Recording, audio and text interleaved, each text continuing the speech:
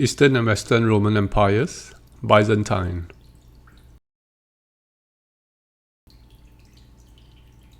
In 330 AD, Constantine moves his capital from Rome to Byzantium for strategic reasons. Byzantium is renamed Constantinople.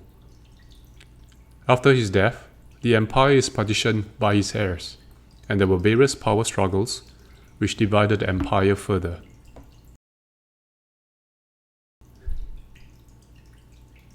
In 380 AD, an edict was passed that declared Christianity as the official religion of the Roman Empire.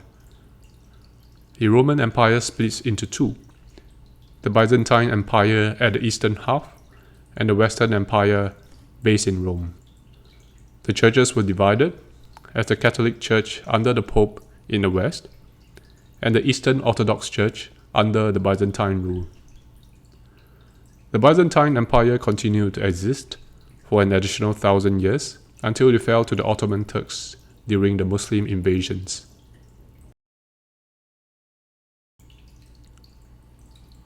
The Roman Empire continues in the east until 1453 and the arrival of the Ottomans. The western part ends in 476 AD, where it splits into smaller kingdoms, and the east inherits the Greco-Roman artistic and architectural forms, gradually developing their own forms based on the biblical interpretations. However, there was an issue with the use of images and icons, because there was a worry about the worship and venerations of images, which led to destructive iconoclasms in the 8th and early 9th centuries.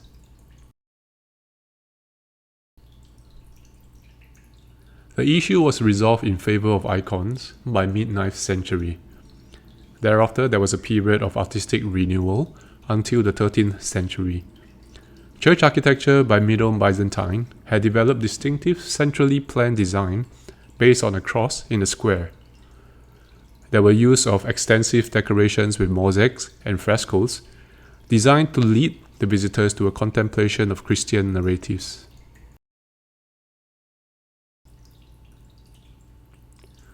The position on icons was interesting.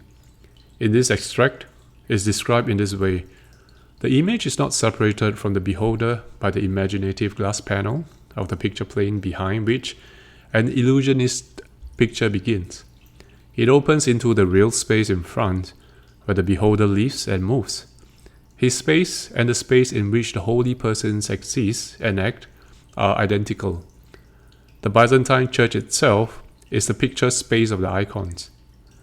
The beholder feels himself witnessing the holy events and conversing with the holy persons. He is not cut off from them. He is bodily enclosed in the grand icon of the church.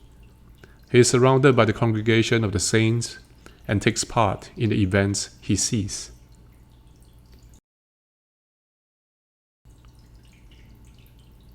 Byzantine architecture was based on interpretation and adaptation of Roman architecture.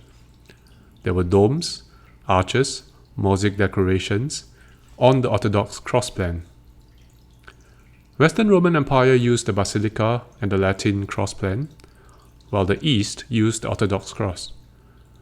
The Orthodox cross resulted in a centralized plan, often square, with 4 arms of equal length.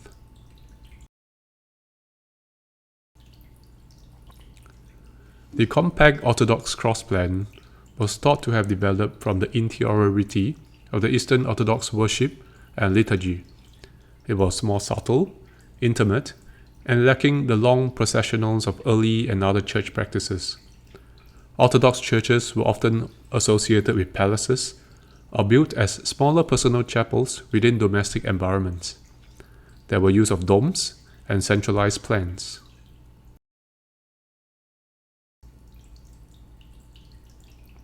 Eastern churches generally share a centralized plan, a dome over square or polygonal base, semi-domes, multiple smaller domes around a central dome, symmetry in plan and elevation, arch, vault, apse, central tower or height, and often use buttresses.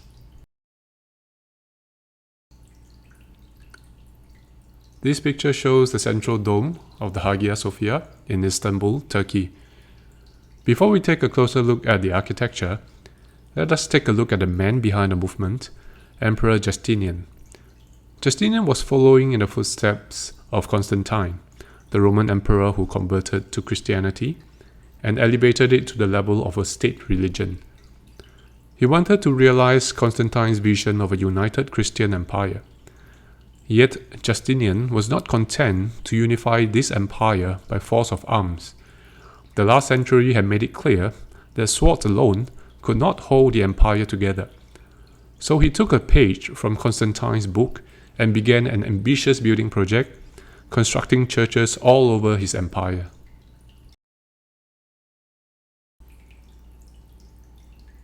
The Hagia Sophia is considered a good example of Byzantine architecture because of the centralized plan, large central dome, pendentives, Roman-inspired columns, wall mosaics and frescoes, marble inlay floor, and the use of light, which is accentuated by the gold of the mosaics. It also occupies an interesting position because it was first a church and then converted to a mosque in 1453. Byzantine architecture is the architecture of the Byzantine Empire, also known as the later Roman or Eastern Roman Empire. This terminology is used by modern historians to designate the medieval Roman Empire, as it evolved as a distinct artistic and cultural entity centered on the new capital of Constantinople rather than the city of Rome. Early Byzantine architecture was built as a remembrance of Roman architecture. Buildings increased in geometrical complexity. Brick and plaster were used in addition to stone in the decoration of important public structures. Classical orders were used more freely, and mosaics replaced carved decorations. Complex domes rested upon massive piers, and windows filtered light through thin sheets of alabaster to softly illuminate interiors.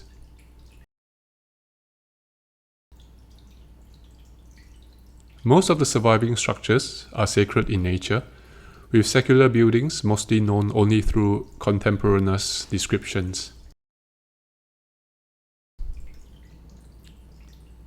After the capital of the Roman Empire was moved to Byzantium, now called Istanbul, in 330 AD, Roman architecture evolved into a graceful, classically inspired style that used brick instead of stone, dome roofs, elaborate mosaics, and classical forms.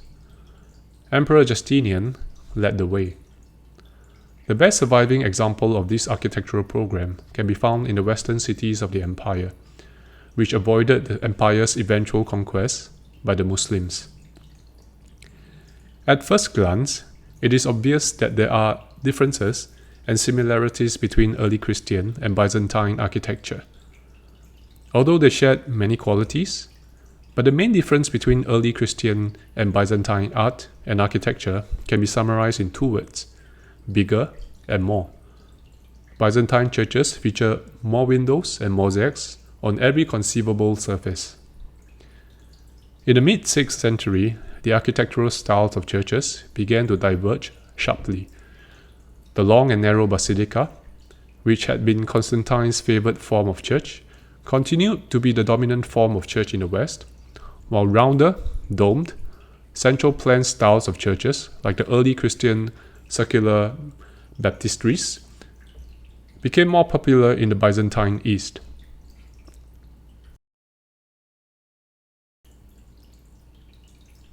Distinctions are not always so clear. Both Byzantine and Romanesque use Roman elements, and the planning is not always so distinct. Both rely on arches, thick walls, and columns. Both incorporate barrel vaults and groin vaults. Domes can be found on both, as can apses and transepts, and ambulatories and porches. Towers are less common on Byzantine buildings, and the towers, minarets, on the Hagia Sophia are later additions.